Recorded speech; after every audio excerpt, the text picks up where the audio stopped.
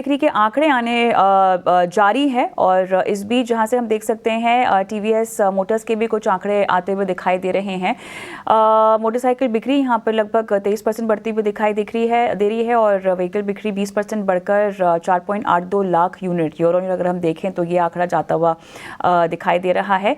E scooter की बिक्री यहाँ पर 42% बढ़कर 28,901 यूनिट पर आंकड़ा आता हुआ हम देख रहे हैं और इसी के साथ साथ ओवरऑल अगर एक्सपोर्ट्स देखें तो 1.11 लाख यूनिट यहाँ पर ये आंकड़ा आता हुआ दिखाई दे रहा है।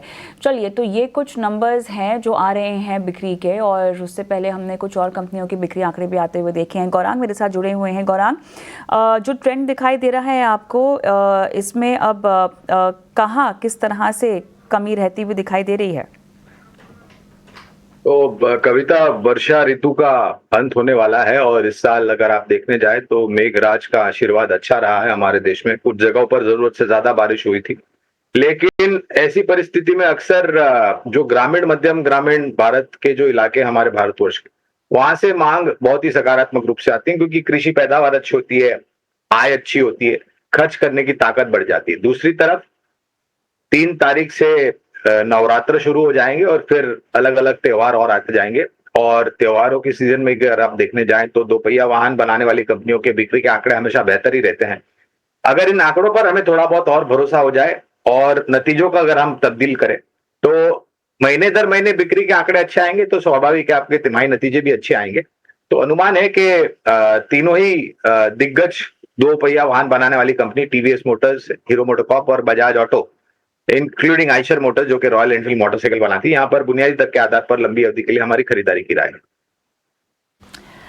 ऑलराइट, चलिए, तो यहाँ पर लंबी अवधि के लिहाज से खरीदारी की राय आती हुई और आपसे बातचीत नहीं हो पाई, लेकिन बाजार पर तो आपसे बातचीत करनी है। लेकिन साथ ही आधार फाइनेंस हाउसिंग से हम बातचीत कर रहे थे मैनेजमेंट के तौर पे, पता नहीं आप सुन पाए या नहीं सुन पाए, लेकिन ओवरऑल क्षेत्र पर अगर आपकी स्टॉक पे कवरेज ना हो तो क्या राय उभर के आ रही है? आधार हाउसिंग फाइनेंस का आईपीओ आया था, 300-315 के बीच में प्राइस बैंड था। 315 के स्तर पर लोगों को आईपीओ में शेयर लगे होंगे, मिले होंगे। उस वक्त हमने आईपीओ नोट द्वारा लंबी अवधि के लिए आधार हाउसिंग फाइनेंस में निवेश की राय दी थी।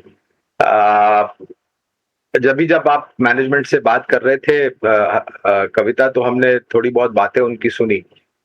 एक आंकड़ा जो लेकर के थोड़ी बहुत चिंता का कारण बन सकता है, अभी तो नहीं है, वो है जीएनपीए का आंकड़ा।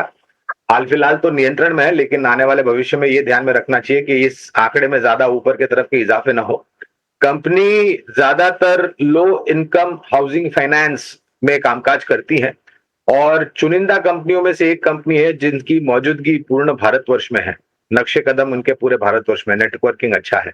तो अगर आपने आईपीओ में निवेश किया था, पैसे निवेश किए थे और अगर आपको शेयर्स मिले हैं, तो लंबी अवधि के लिए बने रहे। ये गौरांग